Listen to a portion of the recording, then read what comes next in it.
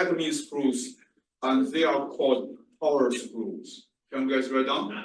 So whenever we say power screws, that means we are using these screws to transmit the torque, and usually we are referring to either square the threads or this Acme the threads. So this is called power the screws. We talk about the mechanics. We are here. We talk about these power screws. So you should be able to use this equation if there is a need, and you can use this equation to calculate the TR. Okay. And we also mentioned the collar. We just mentioned this one last time. This is a collar. This is sometimes we use a collar underneath. This is the plates. Additional components of torque is often needed to account for the friction between a collar and the load. It's a collar because this is the collar. So this is the plate. Sometimes we have, not sometimes, usually we have friction between the collar surface and this is a plate. We need to overcome the friction. So assume the load is concentrated at the mean collar diameter, the average, and this is the torque that needs to we need to overcome is the friction equals 2F. F. Half F this side, half F this side, half F multiplied by frictional coefficient, and then multiplied by the DC. Is the torque. So this is totally F. It totally is a force is F. F multiplied by FC, then multiplied by half DC. The force multiplied by the radius equals the torque. So this is how we get the TC here. Question? No question. Okay. So here is the stress in body of power screw. Maximum normal shear stress and axial stress. Axial stress is easy to get. So this is F divided by A. There's a force, the tensile force divided by the area, and it equals.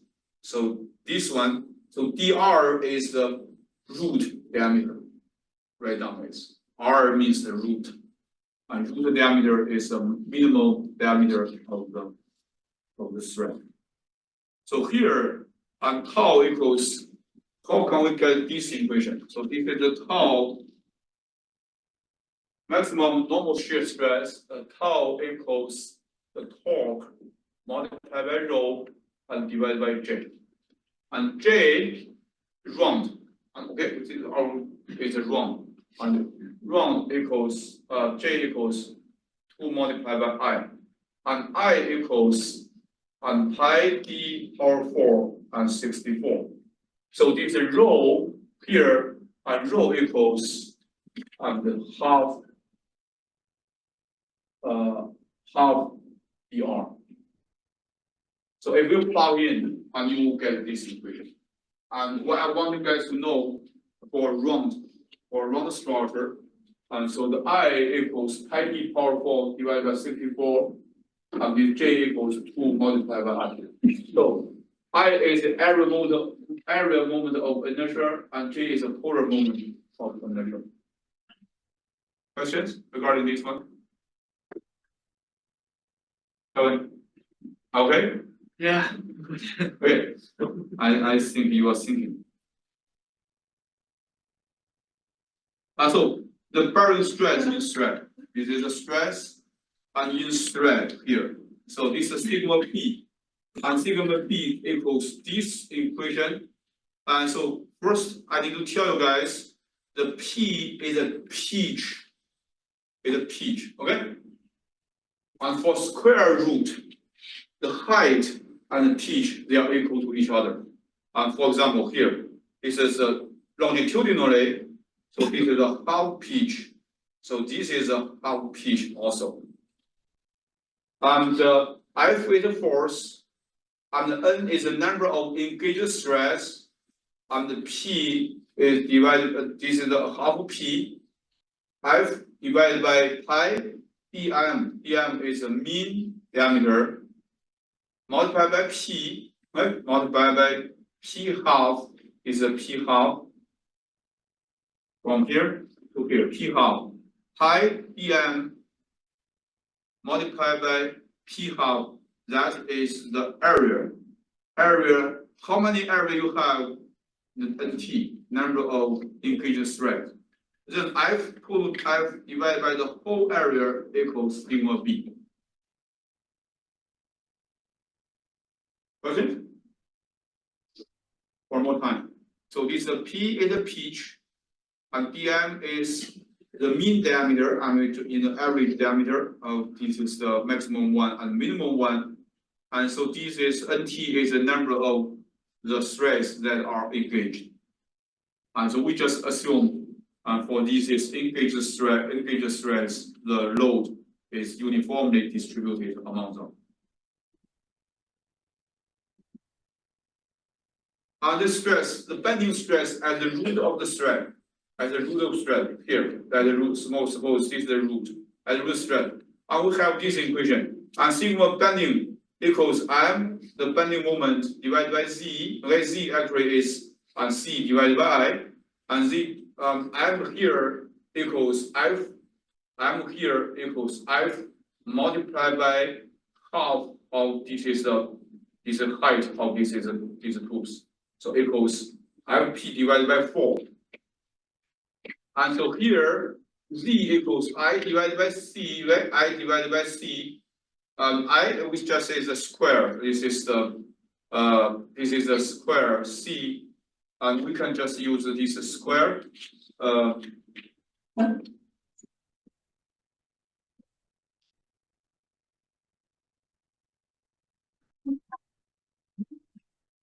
So it is, and c is half p, and c is half p. But it is a square. A square we have the 12. Okay, 12. This is multiplied by this is height multiplied by is the width.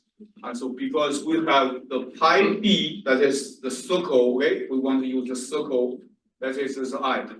So that's the reason we have pi b r is a circumferential length, nt is the number of threads that are being engaged, pi b multiplied by half p power 3, 12.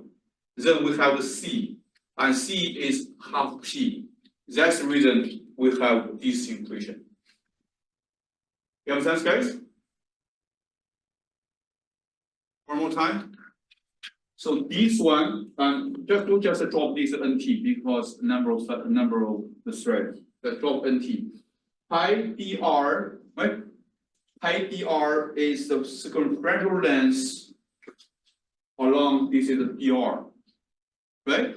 Just assume this is a circle. I just straighten it out, straighten it, and it will become the base. So this is a base divided by 12.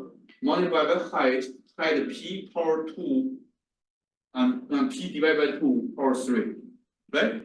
Then I have another c. C equals half p, and this half p cancels this out. So I have this is the things here.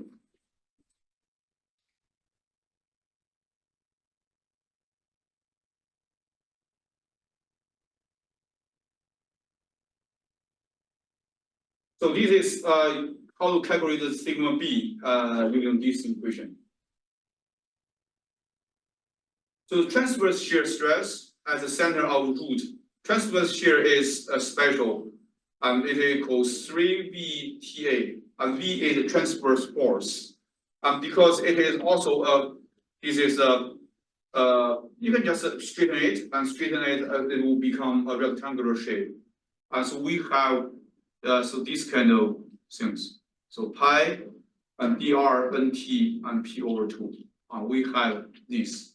So my bottom line is that if you are given this kind of power screw and the force is given, and you can use these equations to calculate the corresponding forces, corresponding stresses. So like, what an example of like a power screw would be like screwing like a vice. Yeah, yeah. Or it's just like, I don't wanna say constant motion, but it's not like a normal screw where you use it to like tighten up a picture frame. Yeah, as long as this guy is transmitting, is it torque? We call this a power screw. Right? So sometimes if you use the jack, when you use the jack to lift your car, definitely you translate. You can when you just leverage the jack to lift the car, and you are transmitting, and this is a torque, right? You need to use. This is a power screw. You should be able to use these equations to calculate. Questions? No question? So here is the stress of power of the screws. We have the 6 stress components. 6 stress components, and we just talk about. And so obtain Bourbon stress, and we use this equation, and we can calculate this sigma prime, and then we compare this sigma prime with the yield strength of the material, and then we know when this material fails. You understand, guys? So this Bourbon stress, Bourbon equation is taught before. Questions? Okay, move on to the next one. So there are several observations. The thread deformation in screw nut combination. And power screw thread is in compression, and power screw thread is in pression, and causing elastic shortening of the screw thread pitch. So engaging knot is in tension. The knot is in tension, causing elastic lengthening of the knot thread pitch or the knot. So consequently, the engaged threads cannot share the load equally. So experiments indicate that the first thread carries 38% of the load, the second thread 25%, and the third thread 80%. The previous equations, we have assumption for the previous equations. Our previous equations built upon the assumption that all the engaged threads and they are carrying the same load. Right? So actually, it's not the case. You can see the 7th thread is free of load. So to find the largest stress in the first thread of screw nut combination, and we use 38F in place of F, and then set NT equals 1. So I want you guys to underscore this one, right? Underscore this one, and so this is the observation we are going to follow. This is the assumption we follow, and to in our analytically, when we analytically solve the problem. We only focus on the first thread, but we just use a fraction of the total force. The fraction number equals 0.38, and then we set NT equals 1. Questions? No question? So this is example 1. Okay? This example 1, and I hope you guys can take a look, and I will not go through this one. Then I'm going to focus on our next slide.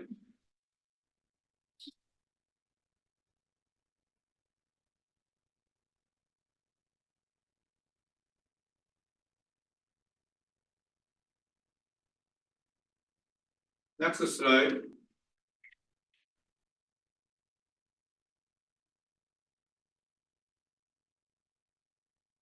So the power screw friction coefficient, and they usually are given. So this is also this is empirical the value. So for example, the steel and screw material and not material, not material. This is not a material. This is screw material, and for different pair of materials, and we usually have different frictional coefficient. So I will not read all these things. This is for example.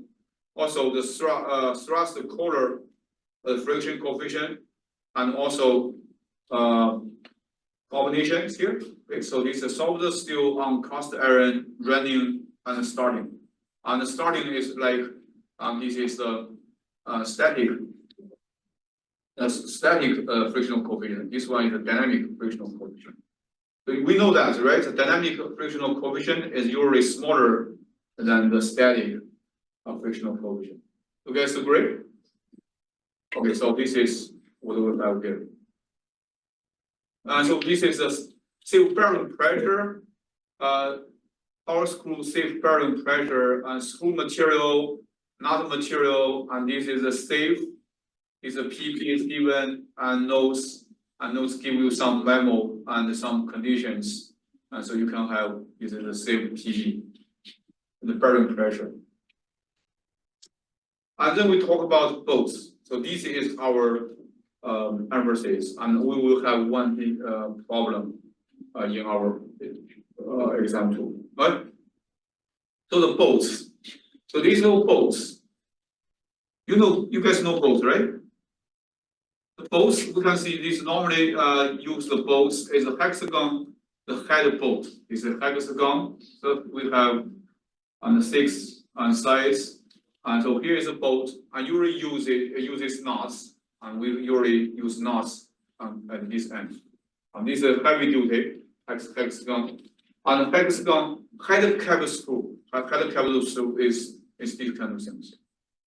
So thinner thread, you have the thinner thread, often used as a screw. This is a screw in thread hole and without the nuts. In thread hole without the nuts. So read this one. So here, hexagon, the head node, head bolt, and usually we have nuts. So this is for heavy duty. The socket head, the cable screw, are usually more precision application socket. So access from the top is access from the top. Machine screws, usually smaller size, and the slots of Phillips, the head common, and threaded all the way. So these are machine screws. So machine screw, these are machine screws. You can see machine screws threaded all the way. I will not read all these things. You can take a look at this one. So hexagon head bolt, we will focus on this one. So often one of the most common for engineering applications, standard dimensions are included in table. And so this is a standardized item. You can buy after you finish your design, and you can just based on your needs, you can buy the very similar thing from many vendors. And standard dimensions are given here. The W you can see. So this W is a width usually about 1.5 times nominal diameter. Nominal diameter is this diameter, right? So the diameter of your the bolt. So bolt length L, so it's measured from below the head. So this is keep in mind. So this is the L, and the L is not from the head, it's below the head and to the very end of the bolt. So this is be very careful. We also have a fillet radius R. So here is a step, then this step is reserved for this is a cooler. For washer, we call water. You know water, right? Washer. And so this is the height of the head. So this is degree. So this one is a standardized one. So if you buy, you can buy the very similar one from many vendors. The thread length, because the standardized one, and there are conventions, and all the vendors and they follow.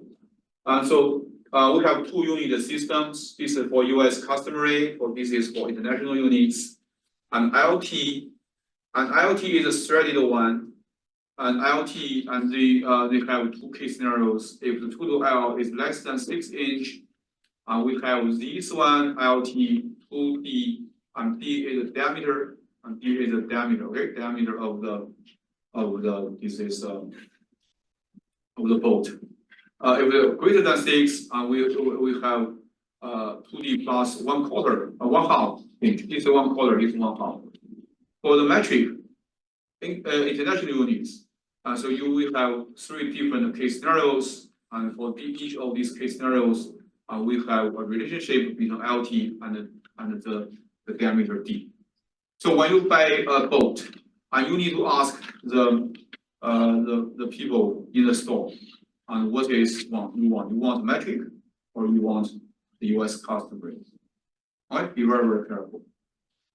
If you are using some appliances made outside of US, maybe you need to use, if something goes wrong with the machine, with appliance, and you need to buy some bolts based on this one. If you your appliance is made in the US and most likely they are using the English units, and so you need to use, if you want to buy a bolt or to repair something, and you need to use these English units. Question? What factors in design would make you want to change the number of threads on a bolt? Here?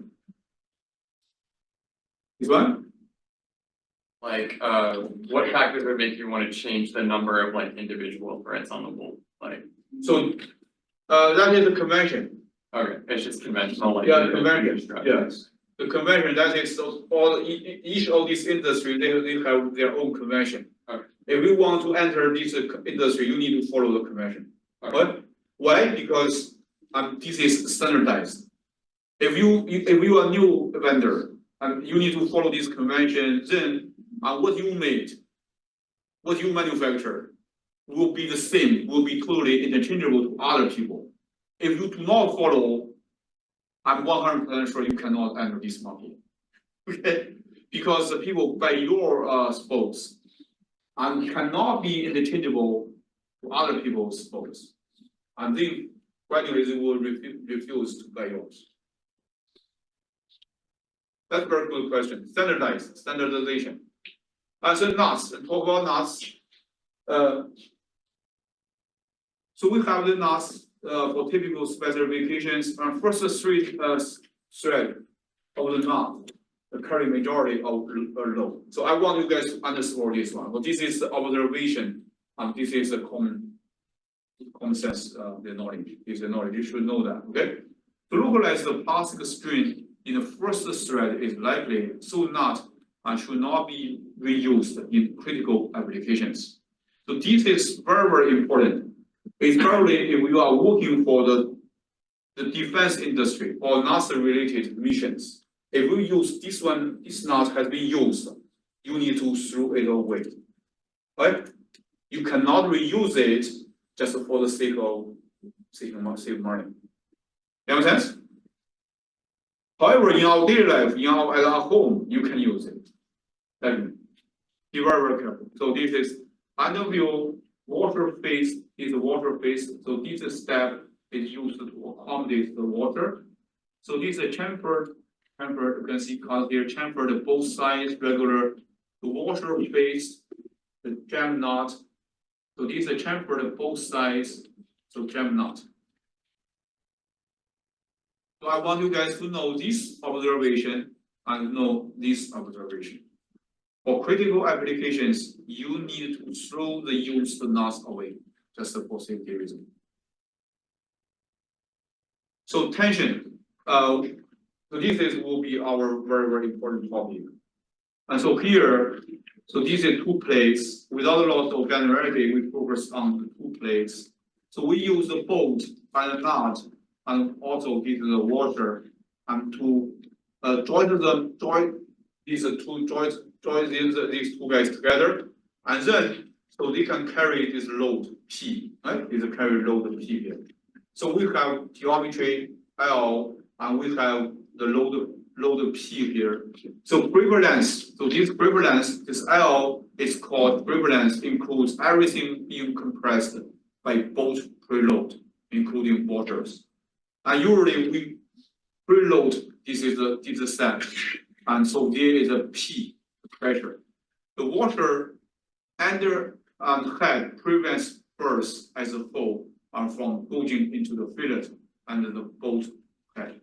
So I might ask you guys in our next question on what is the function of the water underneath the bolt head. So this is prevents the burst as a whole from going into the fillet and the bolt thread.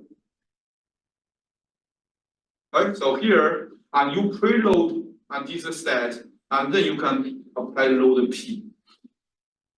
Questions regarding this slide? So bottom line is you know that L is a grip length. It includes everything between the head of the boat and the knot.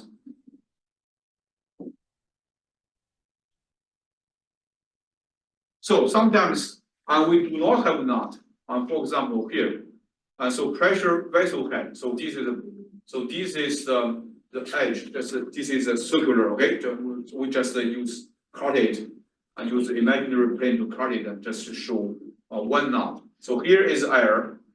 Here is air. This is a pressure. So here is a plate, and so here is this is a cylinder. So hex head cap screw is called cap screw. And in tap the hole used to fasten cylinder head to cylinder the body. So tap the hole, you know tap the hole guys, right? Tap the hole means that we drill hole first, and then we use a tapping tool to make inner threads. And then we can just use a screw to fasten these two things using this tap the hole. So there is a O-ring seal. O-ring seal usually made of rubber, not affecting the stiffness of the members within the grip. So this is called one member.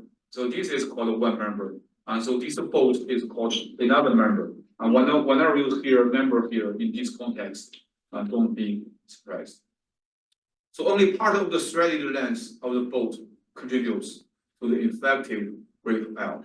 So you can see here, under this condition, and so the grip length L for this case is not from here to here, but only part of it.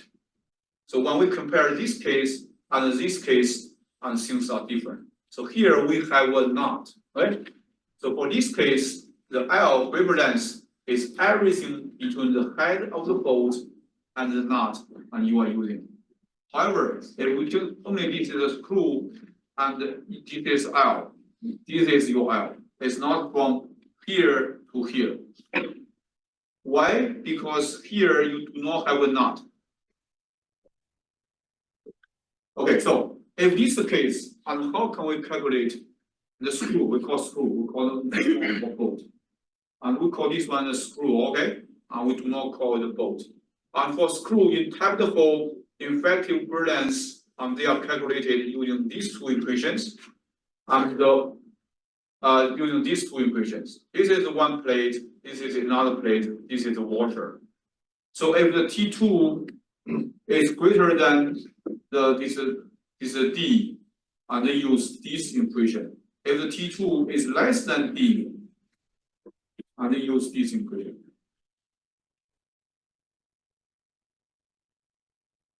Questions? So this is a bolt, this is not a bolt, we call it a screw. And screw means that we do not have a knot here. Okay? And bolt means that we have a knot. Questions regarding this one? You can see for this screw and bolt, when we calculate the grip length, we need to be very, very careful. So here, so during bolt preload and during bolt preload, and you preload it. Preloaded means that you just assemble these not three guys. It's just for our case. We have plate 1, top plate, bottom plate, the bolt, knot, and also this water 1 and water 2. When you assemble all these guys together, and before you apply any load, and this process is called preloading. And during the preloading, we know that the bolt is a strength. Agree? The bolt is a strength. The members in grips are compressed. You understand, guys? When you just assemble them together, so this bolt will be in the tensile stress state.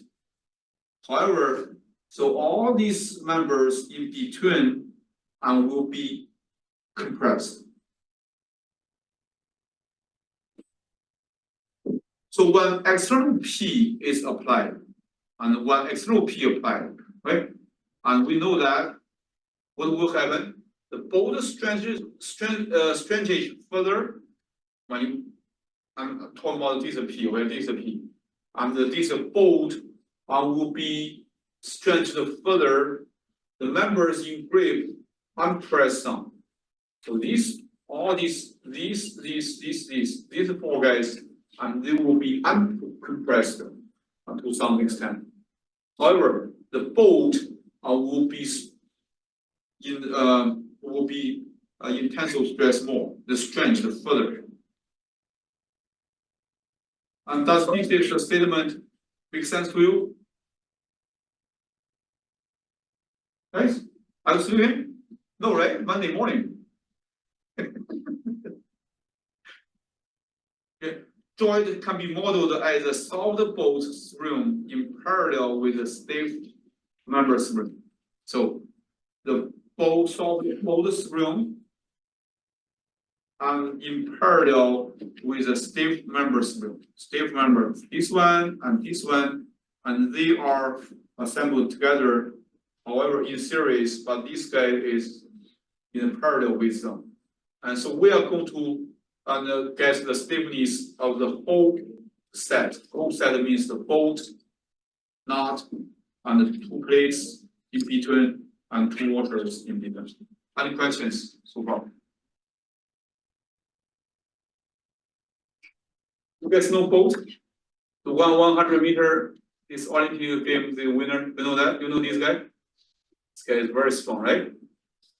He always, at the very beginning, he does not take a lead, but in the second half, in the second half of this run, this distance, just go there and get the goal. Go to man. Awesome, bolt. Questions regarding this one? Jamaica guy, Jamaica athlete. You know him, right? Yeah. So bolt stiffness. Let me talk about the bolt stiffness. So here, so this one is a bolt. A screw. We talk about this one later. So for this one, actually loaded rod, partially threaded. You can see this part they are threaded, and so this part from here to here unthreaded. Unthreaded we use LD, and threaded we use LT. From here to here. Okay, so this is LT. Capital LT is a total and the threaded part, length of threaded part. But the lowercase lt is the threaded part between the knot and the head. So, and we need to be very, very careful. You understand, guys? I want you guys to pay attention to this capital LT and lowercase lt. So consider each portion as a spring. We consider this guy is a spring, and so this guy is a spring also, and this guy is a spring. So combine as two springs in series, and two springs in series. And we know, guys, if we have two springs in series, and how can we get the total spring constant? And we follow this equation. Do you guys agree? So this K1 is the stiffness if the spring constant of my first member, and the K2 is the spring constant of my second member. If I put these two springs in series, and the effective K, that means the effective K for the whole system that is made of these two springs, can be calculated using this equation. So remember, guys? Okay, then this K can be written as here as this one, and KT, and you can see KT is for threaded one, and KD is for unthreaded one, for KT, AT, E, LT. So A is a cross-sectional area, and E is a Young's modulus divided by the length. The same thing here. And so you can get a KT and get a KD, and then is a KB, means a bolt, the total bolt stiffness. So did that make sense, guys? You have sense? I have this is my bolt, okay? Let's see, this is my whole bolt. And for here is a threaded one. So this is unthreaded one, right? I can treat this one as a spring one, so this one as a spring two. I just put these two springs together. So that's the reason. And for the total, the stiffness, the total spring constant, and for this bolt, I can treat them as just as if I put these two springs together in series. That's the reason I can use this equation. You understand? And you need to you should be able to use this equation to calculate the stiffness, the spring constant. We talk about spring constant.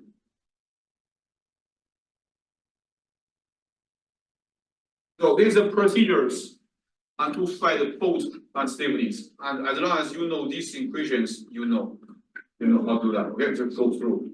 So given fastener diameter D, and pitch P, and in millimeter or number of threads per inch, and get the washer thickness T, and knot thickness H, knot thickness is from here to here H, and the grip length for this one, this is the bolt. For this one, this is the screw. And screw means that this guy does not have knot. So that's the reason we just differentiate. Now this is the two case scenarios. For the bolt, L and thickness of all materials in between. And for knot screw without knot, and we use this equation and to get the L. L is the grip length.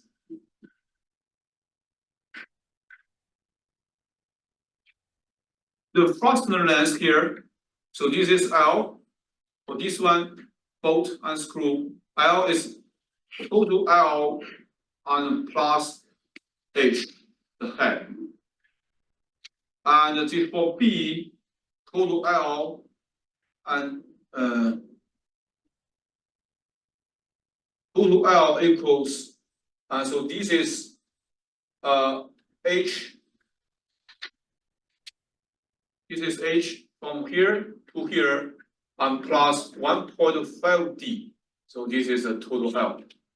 And then for H series, for LT, for H series, for metric series, we have two different sets of equations, and you guys need to follow to get LT. So this is how to get the LT. LT is from here to here. And so this LT is from here to here.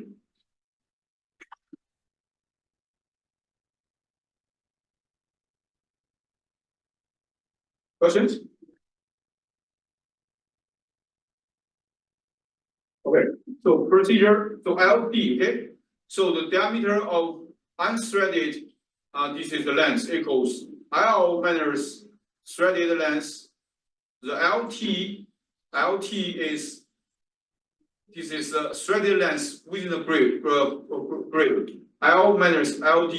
And then we calculate the AD, and the diameter equals pi b power 2 divided by 4. So AT is the tensile area. Okay, so this is the tensile stress area, and this one. This one means that the area that is effective can carry the effective stress and for the threaded bolt. So AT can be obtained from these two tables, and so you can calculate the KB and using this equation.